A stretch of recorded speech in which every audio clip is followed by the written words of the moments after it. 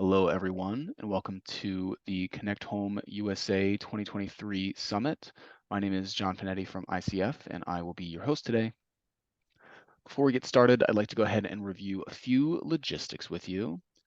All attendees have been muted upon entry. If you have any technical questions, please use the chat box. If you don't see the chat box, that's in your Zoom toolbar, and you can type all technical questions to the host, and I'll work with you individually to resolve any tech issues you might have. And then for all of your content questions, please use the Q&A box, and that's also found on your Zoom toolbar. So please ask all of your content questions in the Q&A box. We do encourage you to submit your questions throughout the webinar. However, due to timing, we may not be able to respond to all your questions, but we do highly encourage you to submit all questions in the Q&A box.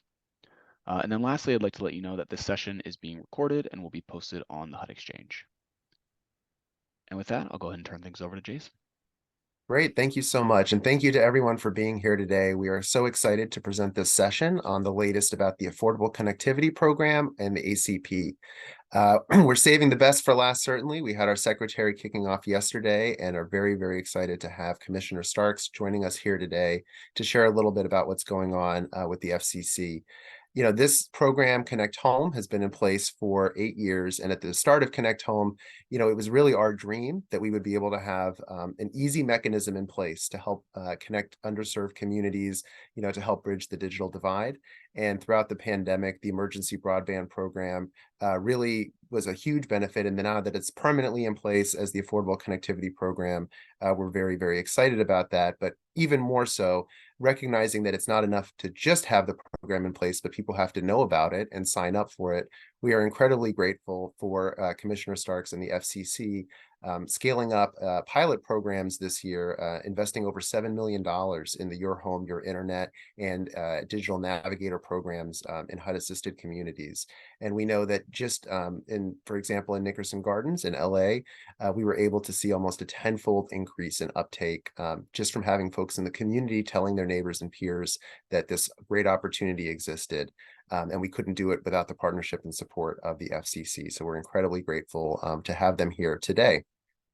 And so with that, I want to just share our very, very brief agenda. We'll have a kickoff from Commissioner Starks, and then we'll have an update from the FCC team about the Affordable Connectivity Program. And at the end, we hopefully will have time for a robust Q&A and conversation. So please do put your questions into the Q&A. We may not get to them until after the formal presentations, but we can definitely ensure that we try and consolidate the questions and get any key points over and answer them today. So here's just for today's sessions, who's going to be presenting. And just know that you are in great hands with this FCC team. They really are the experts on the Affordable Connectivity Program, and we're very grateful to have them here.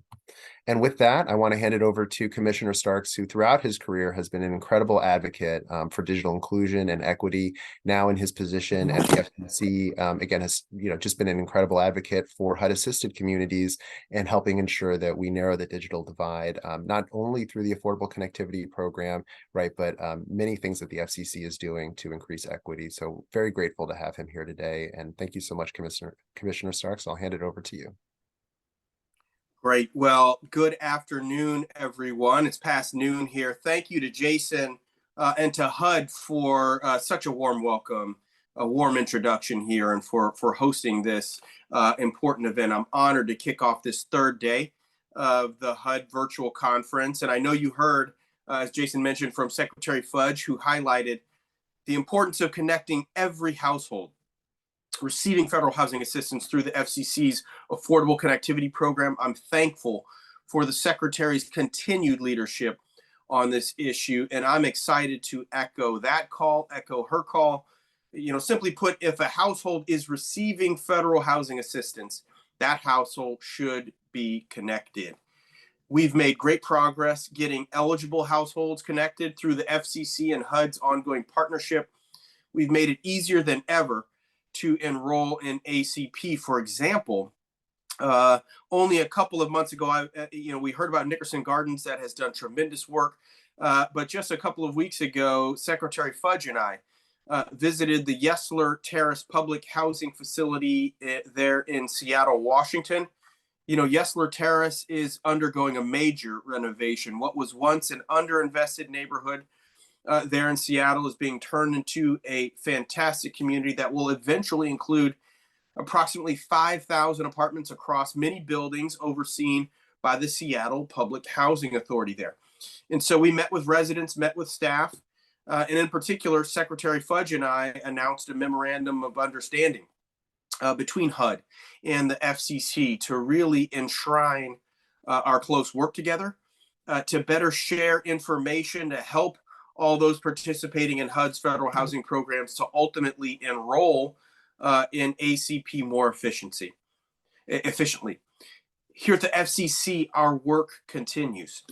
As many of you know, last year I did create an ACP pilot program focused on increasing program awareness and enrollment.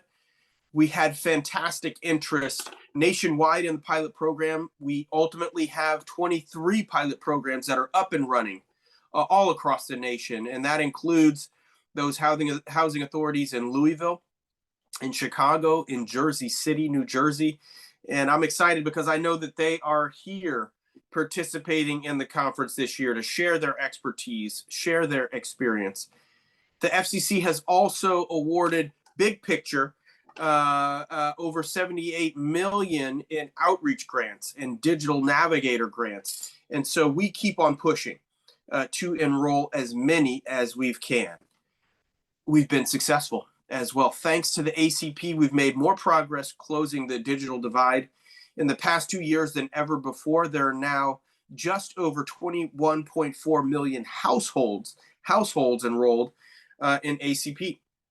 And we've made fantastic progress supporting those receiving federal housing assistance. When I announced the ACP pilot program last year, about 450,000 households receiving federal housing assistance had signed up. Only a year later, thanks to much hard work, we've enrolled an additional 1 million households receiving federal housing assistance in ACP. I could not be more proud. But as I believe, as Secretary Fudge stated as well, there's more work to do. Approximately 5 million households receive federal housing assistance and are eligible for ACP. So I hope we can continue to build on the momentum we have, continue to build with your support, get every one of your eligible households enrolled. And I really mean it when I say the special position of trust that you all hold in your respective communities will go a long way. And in case anybody needs a brief reminder about why we're all undertaking this work, it's to help those that you support every day. What you are doing has real world impact. In my years as a commissioner, I've learned that there simply is no way to overstate broadband's impact on the lives of individual Americans. And so I take, for example, Queen Bee, a wonderful resident and community leader that Secretary Fudge and I met at the Yesler Terrace community that I mentioned there in Seattle. And she had a megawatt smile, y'all. She experienced homelessness for a number of years, was able to find housing just as the pandemic started, and critically, just as she had become ill and lost some of her mobility. She took advantage of that time to go back to school, having previously stopped her formal education in the 8th grade. And so with her broadband connection, she literally and figuratively zoomed through her education and training, learned how to use a computer, learned how to use applications like Excel. And when we met her, she proudly told me in particular that she had become an educator herself in the community, training others on how to utilize and upgrade their computer skills because she wanted to help others learn as well. And she told me, quote, "It was a blessing to have the internet," close quote. And I only say amen to that. It's clear ACP is a success. It's a priority for the Biden administration. Just yesterday, President Biden officially asked Congress to appropriate another $6 billion to continue to support ACP and the over 21 million households relying on the program. This is a huge deal. I've consistently called for ACP to be refunded to continue the fantastic work we've done to connect those most in need. President Biden's leadership will ensure that those already in the program are supported and that we continue to sign up even more eligible households so that they can take advantage of all the opportunities broadband has to offer. And so I'm grateful to Secretary Fudge for her ongoing dedication to connecting housing residents through ConnectUSA, connecting through ACP, and maximizing truly our reach to disconnected Americans everywhere. So thank you all for your hard work. I'm honored to stand shoulder to shoulder with you in that work and for the hard work that we're all going to do to come. So thank you for having me here today. I'll look forward to seeing you down the road. Thank you.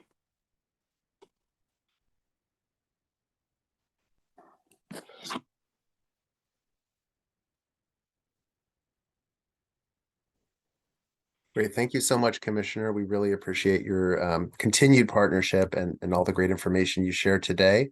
I'm very happy to hand it over now to your team at the FCC, Jamil and Julia, who will be presenting about the Affordable Connectivity Program. Good morning, everyone. So as I mentioned, Jamil, Kadre, and myself are going to be presenting a bit on the Affordable Connectivity Program. Next slide, please.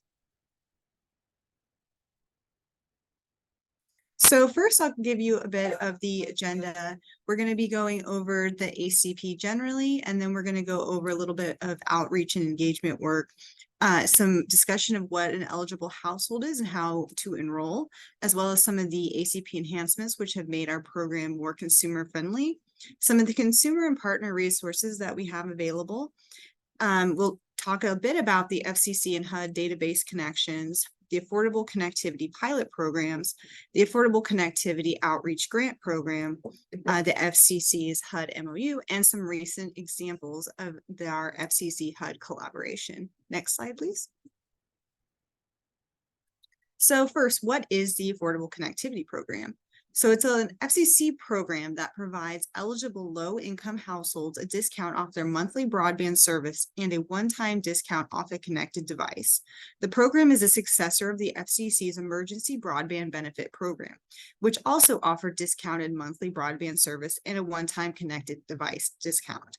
The ACP launched on December the 31st, 2021, and was established by the Bipartisan Infrastructure Law, which provided $14.2 billion to fund the program. So how much is the benefit for? So the ACP benefit provides an eligible household with a monthly service discount of up to $30 a month for broadband service or up to $75 per month for households on qualifying tribal lands. In addition to this monthly benefit, there's also a device benefit. And per the device benefit, eligible households can receive a one-time connected device discount of up to $100 to purchase a laptop, a desktop, or a tablet from participating providers if the household contributes more than $10 and less than $50 towards the purchase price of the device.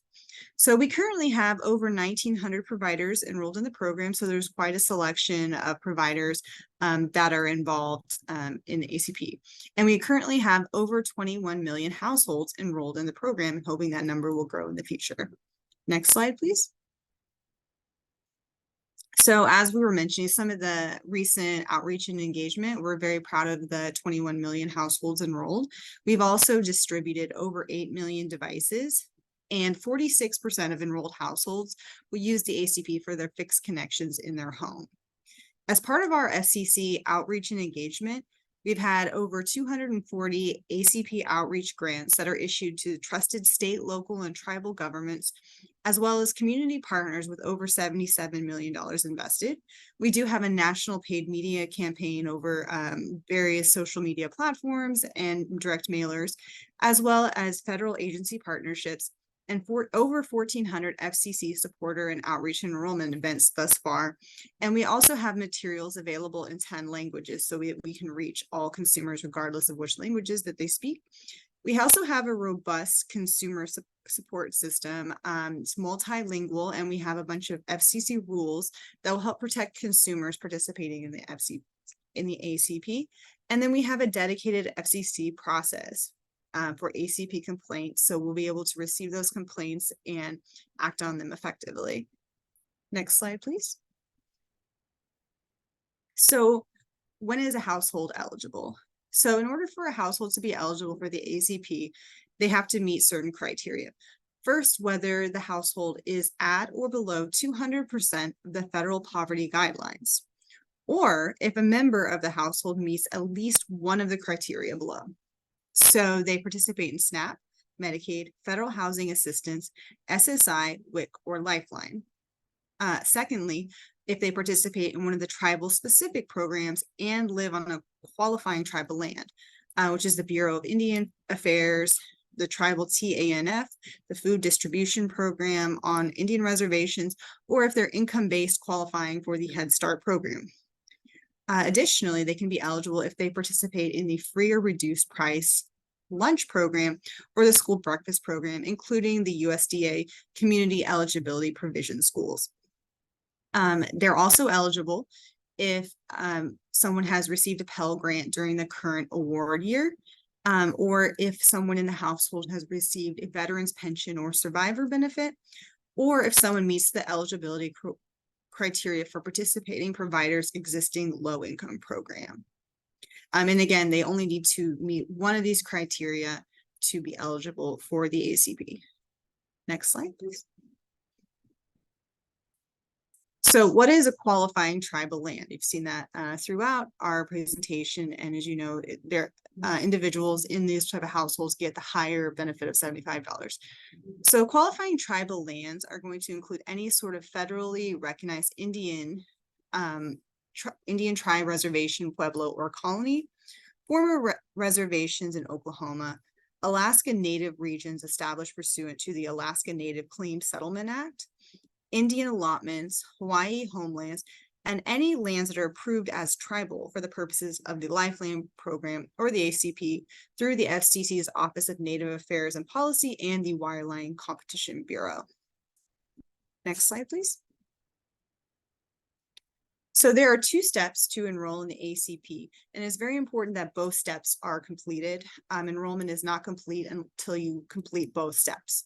So the first step is to go to getinternet.gov to apply online or print out a mail-in application. Some providers may have an alternative application process that's used as well, but generally you can start at getinternet.gov. The second step is once the application is approved, the customer is going to contact their participating provider to select the plan and have the discount applied to their bill. So very important, there's 2 steps. Go to getinternet.gov, get your application approved.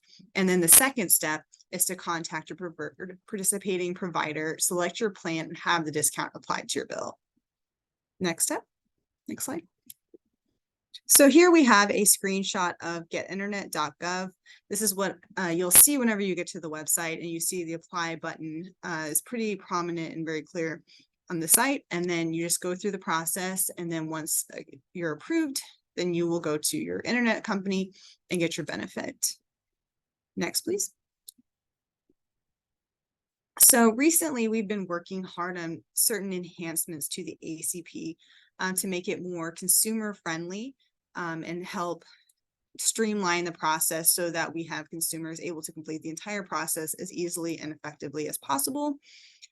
So some of these enhancements have included streamlining the account creation process by not requiring consumers to sign back in after creating an account, updating the identity verification section to clarify that providing the last 4 digits of your social security number will likely result in faster processing, and that the identity check does not affect the consumer's credit, and also explaining which type of government IDs are acceptable. We've also taken steps to update error messages that consumers receive so that it is easier for consumers to understand the action they need to take and why they have received an error, while applying and simplifying the language outlining document requirements with acceptable documentation examples added. Next slide. We've also taken steps to reduce the number of steps that a consumer must take before finding out if they're eligible. For those who can qualify through a data match with an eligibility database, applicants now only have 3 steps before learning if they qualify. Program selection also only requires 1 question for the vast majority of applicants. We're asking them if they qualify for Medicaid or SNAP. These 2 programs are the ones that the majority of our applicants will qualify under. So having the one question will help streamline the process for a bunch of these applicants. We've also taken steps to simplify the consumer certification language and process to one step, requiring only one written confirmation. And we've also taken steps to automatically move an applicant to the next step of the application once they create an account. Next slide, please. Additionally, we've taken efforts to give applicants explicit instructions to sign up with a provider once they are approved. We've simplified the application process for mobile phone users. We've also taken steps to transition the application landing page to getinternet.gov, or in Spanish, accede@internet.gov. So our old landing page was affordableconnectivity.gov, and it will remain a resource for consumers, participating providers, and digital navigators. Next slide, please. So as last of our enhancements, we've taken steps to update the web pages whenever consumers provide documentation for any of the qualifying programs, including the SNAP, Medicaid, SSI, federal Pell Grant, free and reduced price school lunch or school breakfast program, the USDA community eligibility provision schools qualification as well. If consumers have appropriate program documentation, they will be asked to select their program before going to a new document upload page that provides specific information unique to each program. These new pages help consumers understand the document requirements and common examples of acceptable documentation, how to upload documents, and what to do if they don't have a particular document. Next slide, please. So on this slide, we've provided a variety of consumer resources that we have made available. So to apply, again, go to getinternet.gov.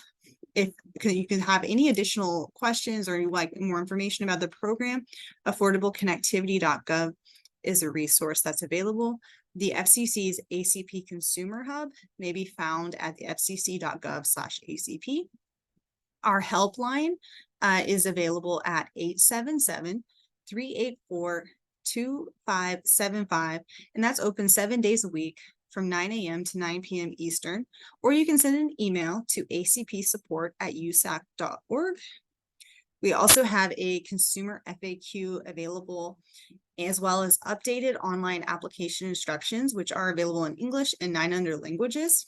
If you have any accessibility concerns, please go to FCC 504@fcc.gov. And if you have any other questions, please contact acpinfo@fcc.gov. Next slide, please. For our partners, we also have some additional resources. We provided a video demonstration of the consumer application, screenshots of different workflows in the new consumer application. We have our toolkits available. We have information on database connections that verify consumer eligibility automatically. We also allow you to sign up for ACP email updates, and we'll alert you to upcoming events.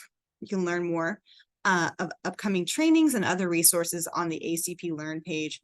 And you can also visit getinternet.gov/data for enrollment and claims data. Next slide. So here I will turn it over to my colleague Jamil Qadri. She will explain the FCC HUD database connections and take you guys through the remainder of the presentation.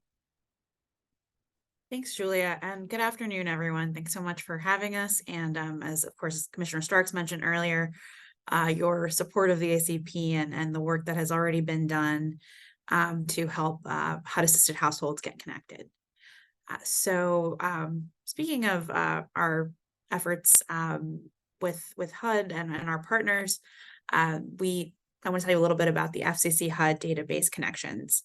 Currently, the Lifeline ACP database connection between the National Verifier and HUD's IMS PIC connection is used to verify the Lifeline and ACP eligibility of participants in federal public housing and the Section 8 housing voucher program.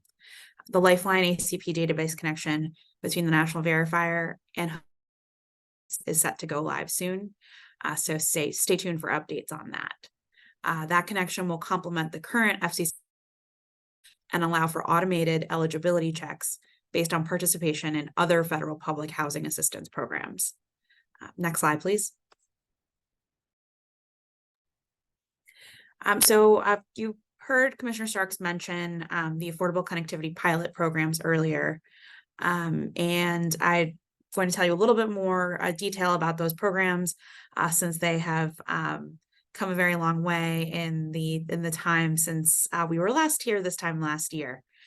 So as part of our outreach efforts, the FCC created these 2 one-year pilot programs designed to increase awareness of and facilitate enrollment in the Affordable Connectivity Program and to provide consumers assistance with their ACP applications.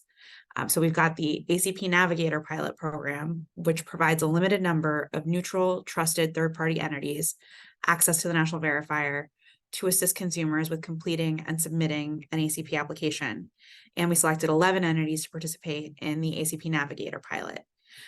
Then we have the Your Home, Your Internet pilot program, which Commissioner Starks is such a champion of, which increases awareness of the ACP, specifically among recipients of federal housing assistance. This pilot program facilitates enrollment in the ACP by providing targeted assistance with completion of the program application. And we selected 23 entities to participate in the Your Home, Your Internet pilot. So the performance period for both pilot programs began this summer, and pilot participants are currently conducting consumer outreach activities. For more information about the Affordable Connectivity Pilot programs, you can visit fcc.gov/ACP-pilots. Next slide, please. So the FCC also established the ACP Outreach Grant Program, which provides eligible state, local, and tribal governments and non-governmental entities with the funding and resources needed to increase eligible households' awareness of and participation in the ACP. We knew this was incredibly important because outreach is crucial to get the word out to eligible households across the country. And the ACP Outreach Grant Program includes 4 sub-programs: the National Competitive Outreach Grant Program, or NCOP, the Tribal Competitive Outreach Program, or TCOP, the Your Home, Your Internet Pilot Outreach Grants, and the ACP Navigator Pilot Program Outreach Grants. Next slide, please. The Affordable Connectivity Outreach Grant Program, so a little more detail on our subprograms. So NCOP provides funding for outreach activities to increase awareness of and encourage participation in the ACP for eligible low-income households. TCOP provides funding for outreach activities to increase awareness of and encourage participation in the ACP for eligible low-income households on tribal lands. And the ACP Navigator Pilot Program and Your Home, Your Internet Pilot Program grants support the work of the ACP Pilot Program projects. Next slide, please. So we've had 2 rounds of Affordable Connectivity Outreach Grant Program funding.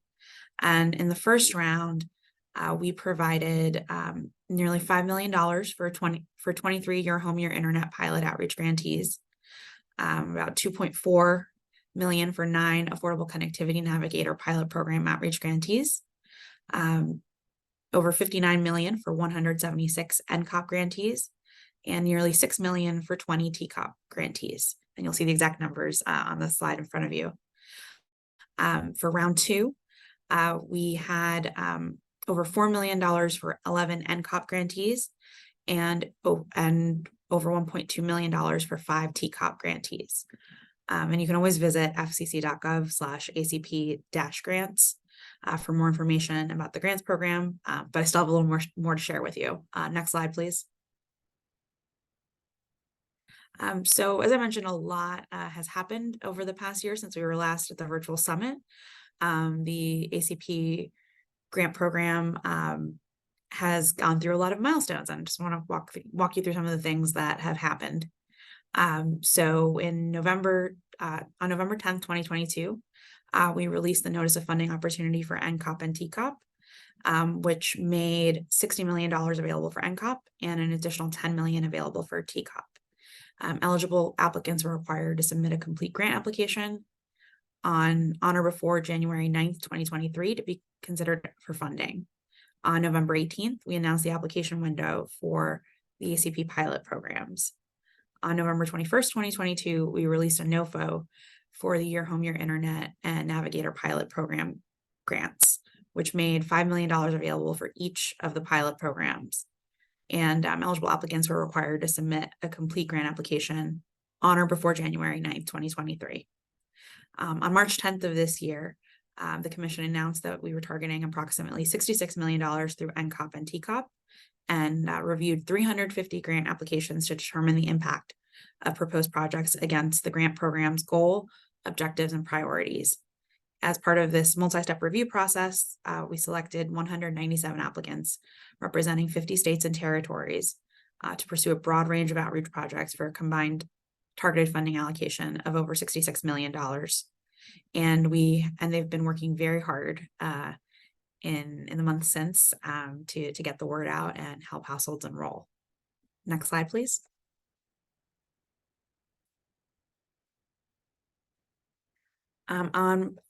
Speaking of other folks who've been working hard, on March 15th of this year, the commission announced that we were targeting over $7.4 million for 2 one-year pilot outreach grant programs, our Your Home, Your Internet, and ACP Navigator. And so that those funds went to support the efforts that our pilot participants are making that we spoke about earlier. And on May 25th, we issued 2 NOFOs for up to $10 million for round 2 for the National Competitive Outreach Program and the Tribal Competitive Outreach Program. And for NCOP, applicants were required to submit a complete grant application on or before June 30th of this year. For TCOP, that was July 28th of this year. And on August 17th, the final funding allocations were announced for round 2 of the National Competitive Outreach Program, which is intended to provide targeted funding towards 12 states and territories where funding minimums weren't met during round 1 as part of the March 10th announcement for NCOP and TCOP. And on September 6th, we announced final funding allocations for the Tribal Competitive Outreach Program round 2. Next slide, please. So having told you a fair bit about our pilot programs and grant program, moving on to a very exciting endeavor, which was the FCC HUD MOU, announcing a partnership to promote awareness of the ACP among federal housing assistance recipients, and that happened on August 28th. This partnership, as I think you all know, reflects HUD's commitment to increase outreach activities and to decrease the time it takes for recipients of HUD assistance to sign up for ACP. So it's crucial in continuing to get eligible households signed up. And as Commissioner Starks mentioned earlier, we've already made great strides, and this is only continuing to help us make further strides in reaching eligible households. So the FCC and HUD will work together to increase awareness of the ACP among HUD-assisted households through outreach and enrollment events at public housing, in properties participating in HUD's multifamily project-based rental assistance programs, and with key partners, with regular coordination meetings to review work on ACP outreach, joint in-person enrollment events across the country, and collaboration on ACP outreach and education efforts, including development of messaging and targeting intended audiences. Next slide, please. And as you can see, we've already had a number of efforts that have gone on. Just a sampling on this slide. We've had in the past 2 months just a number of panel presentations, train the trainer events, signups, just a variety of things. And again, just a sampling. A lot of folks at the FCC and at HUD are very hard at work on this partnership, and we're so grateful to have HUD as a critical partner, and to have all of you who are here today getting the word out. So you've heard this many times already, but thank you so much for everything that you're doing, and thank you to our HUD colleagues. Next slide, please. So with that, thank you again very much, and turn it over to Jason. Wonderful. Thank you so much for that presentation. I know that was a ton of information, and we've got about 20-25 minutes here for some Q&A. So let me go to the Q&A and pull some of the questions. I see you all have already been answering a few live. So we have some big picture questions, some smaller picture questions. Let me start with probably what is the elephant in the room, but maybe framed in a way for folks in an action-oriented way who are on this call. So, the commissioner mentioned that there's been this ask from the president around this new funding. We know that, without new funding, the program may run out, and none of us have a crystal ball. So we don't know how this, may or may not go in the coming year. But I guess, what would you say to folks as they're doing their outreach, right? As they're talking with folks one-on-one about, the benefits of signing up for this program, just keeping in mind, the intent that it is permanent, but also that it's depending on funding. I mean, well, frankly, just as this is me personally, I think I would say, of course, we all want to see that the program continue to go on, but just however long that folks can get this help and get this benefit, like it's incredible, it's valuable to people. That is money in their pocket towards necessities. So just I would say encouraging folks to get signed up as soon as possible continues to be incredibly important. And of course, yesterday's announcement is great and very exciting.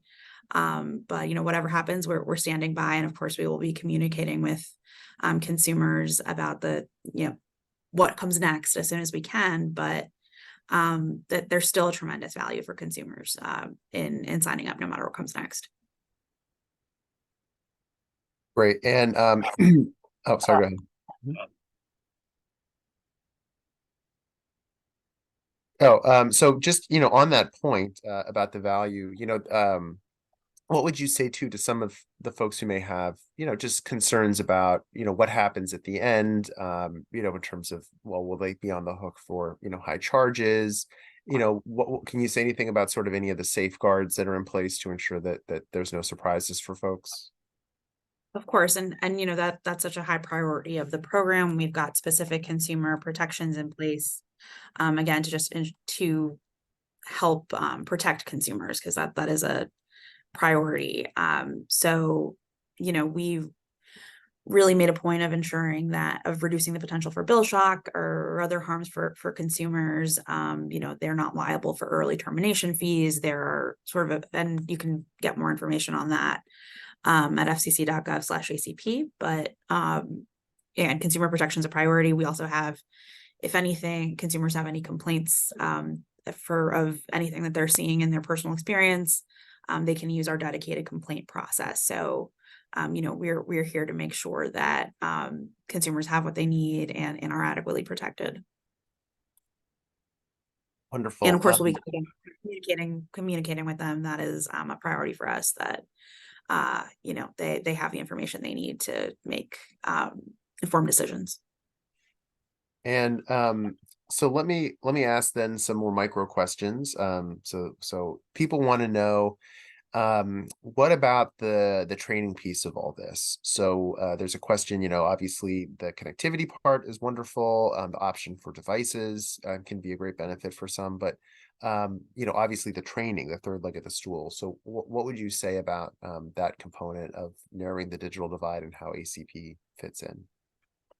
Of course, it's definitely, really important. But, this is really a multi-pronged effort across a lot of partners. And our kind of piece of this is to help consumers, for their connection, to get connected devices. And, there are resources in local communities and that sort of thing. So we would encourage folks to connect eligible households with any resources that they're aware of. And, our grant program, one thing we definitely encourage is for partners to connect with their digital equity office in their respective states, because that is, of course, a place that they can get a lot of kind of help and resources. So in order to make the most of the connection that they're getting from the ACP, that's definitely something I would highlight. And what can you say about there's a question around sort of how does this fit in with things like Lifeline and also, other low cost internet offers? So whether for mobile service versus, like in-home internet. So consumers who are eligible for Lifeline, if you're eligible for Lifeline and ACP, you can receive both benefits. Lifeline is a qualifying program for ACP. Consumers can use their Lifeline and ACP benefits for the same or different services. So there's flexibility for consumers in that.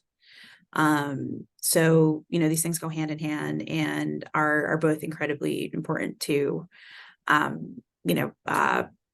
bridging the digital divide. And I'd also note that these low-income programs are, providers' low-income programs are qualifying criteria for ACP, as well as my colleague Julia mentioned earlier. So that's also something to keep in mind with consumers that are enrolled in those programs. Great. And sorry, just some micro questions again. So folks are kind of concerned about, well, what if, for example, folks don't have a social security number? Does that mean they can't access the program? So there are other, if folks, are not going to provide an SSN4, there's other opportunity to prove ID. So we actually have an acceptable documentation guide that folks can refer to of like the different options that they have. So for instance, to prove your identity, really the key thing for this documentation would be first and last name, date of birth, and it's a variety of valid government IDs, military, state, tribal, passports, other documents. So there are options if a consumer is not going to provide an SSN4. Okay, great. And there was a question about sort of, we know that there is this sort of data match that can help, HUD assisted residents. There's questions about, what other sorts of automated data matches are in place. So for example, if you, already receive one type of benefit, then you automatically qualify for this.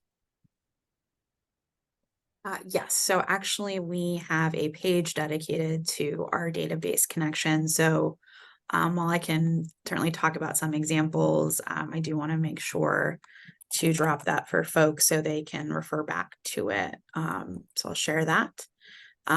But additionally, I would say ones that I'd want to highlight are SNAP and Medicaid. So that actually, if you have consumers that qualify for those programs, those are really probably the most straightforward ways of qualifying for programs. So that really does reduce the steps for consumers. So if they're enrolled in those programs, that's a great place to start, frankly, and will make their application a SNAP. So not an intended pun, actually. But we've got other connections as well. First, the Department of Education for Pell Grants, Veterans Pension, and our HUD connection. So we've got a number of ways for consumers to kind of be able to streamline this process a little bit. Awesome. I love that. SNAP makes it a SNAP. That's good. So so let me ask about then a lot of these programs and what we talked about today with like the Your Home, Your Internet or the Digital Navigator programs, HUD certainly has this support for folks in HUD assisted communities. Can you talk at all? I know this is a passion for Commissioner Starks as well, about what's being done to assist folks in more rural areas where, some of the place-based work might be a little harder just because people are dispersed.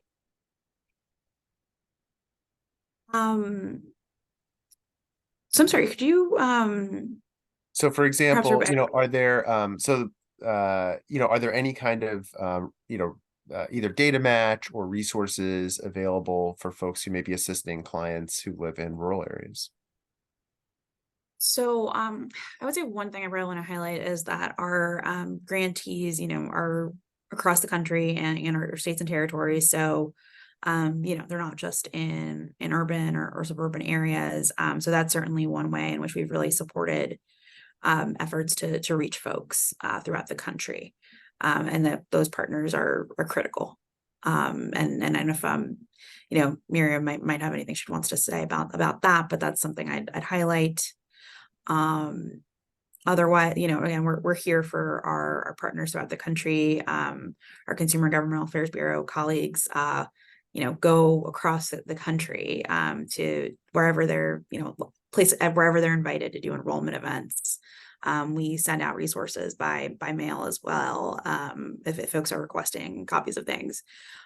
So there are a lot of ways in which we try to support those efforts.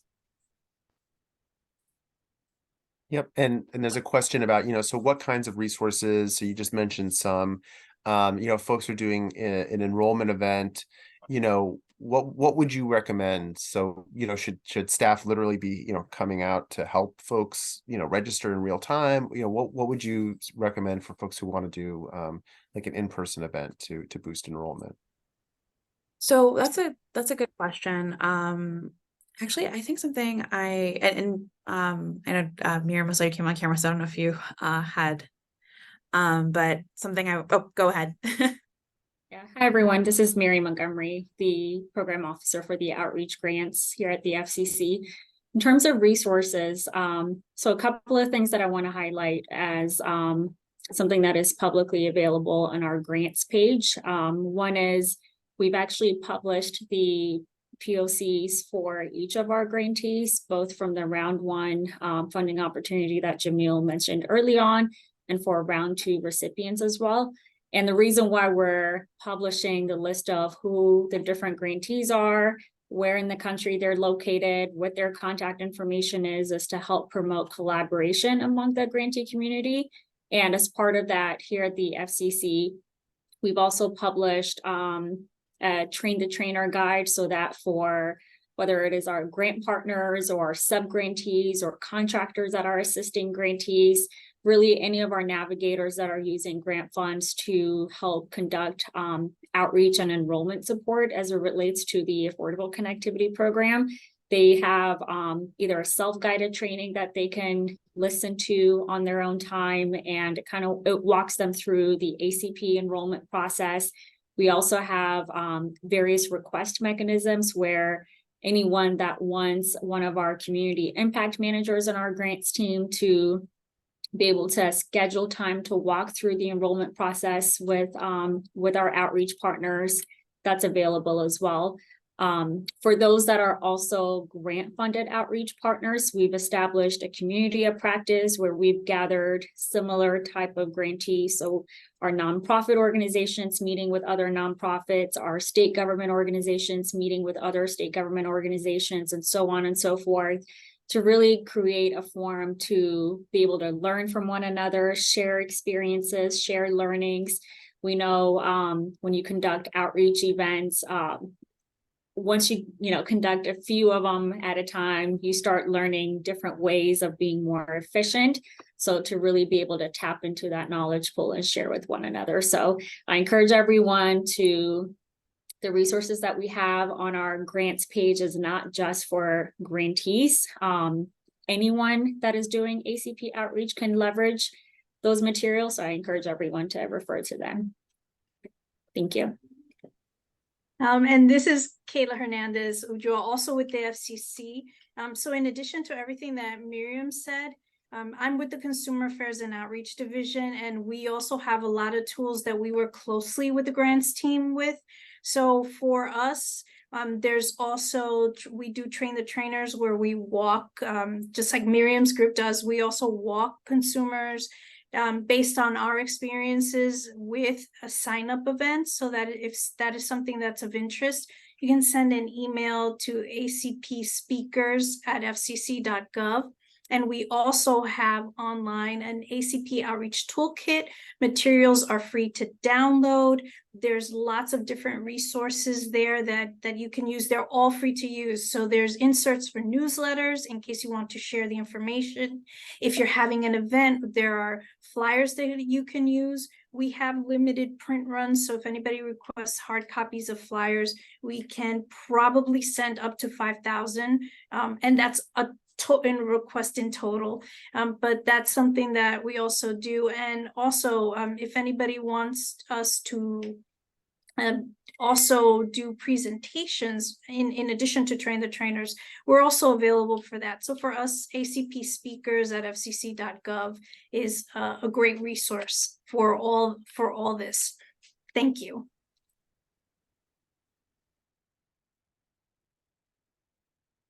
Great, thank you both.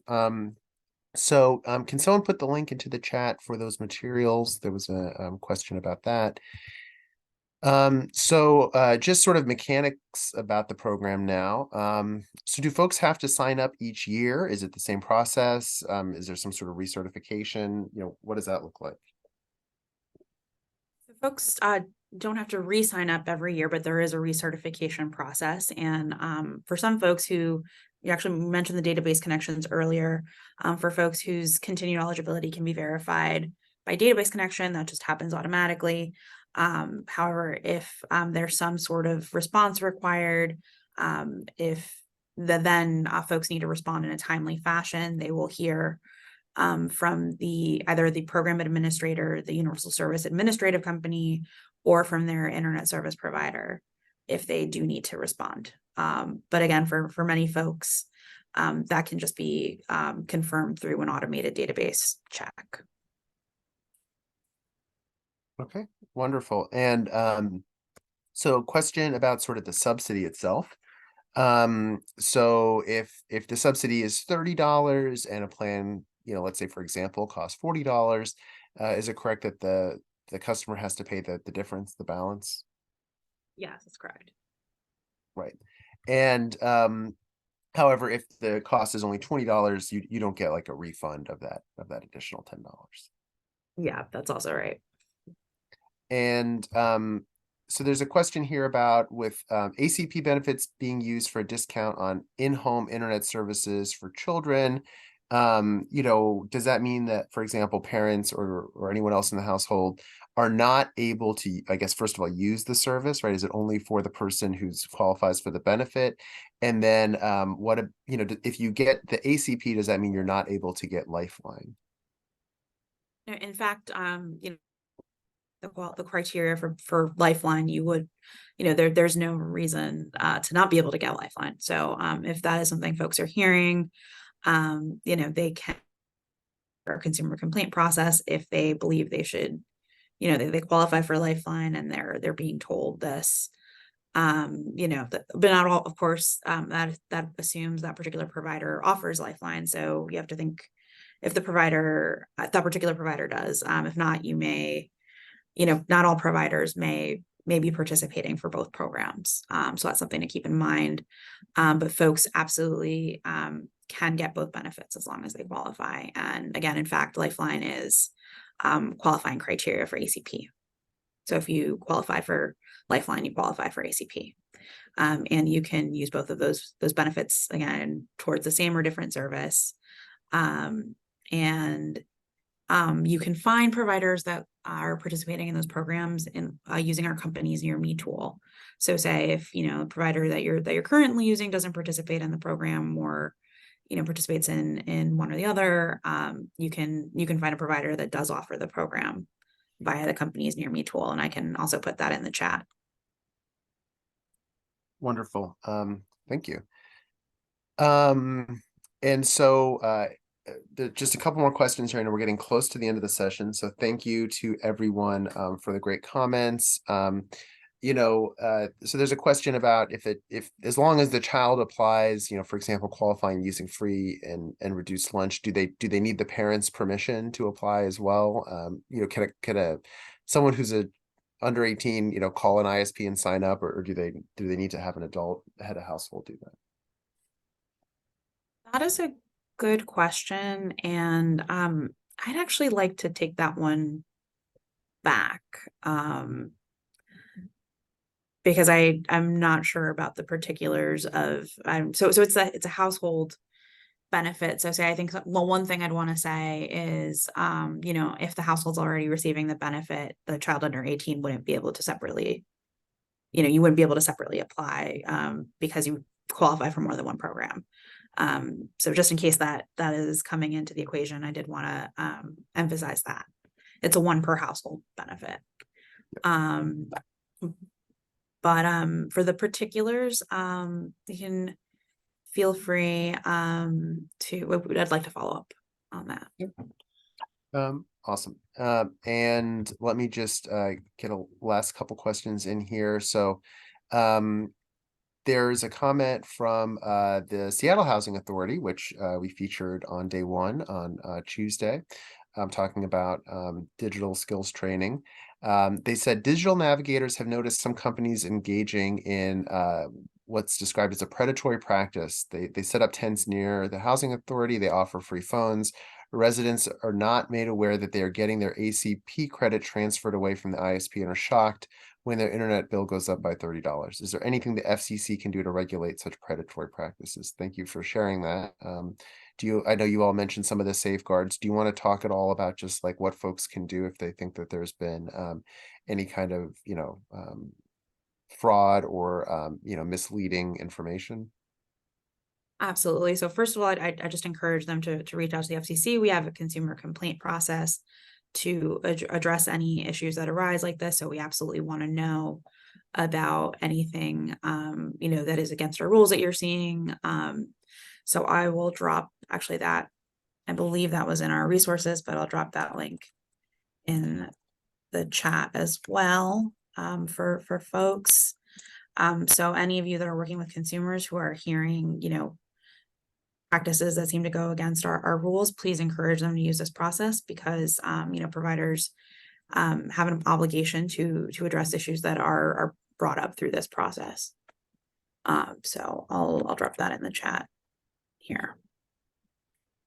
Great, thank you. And Jason, one thing that I also want to add is just because this is something that some of our grantees have experienced and shared with us as well.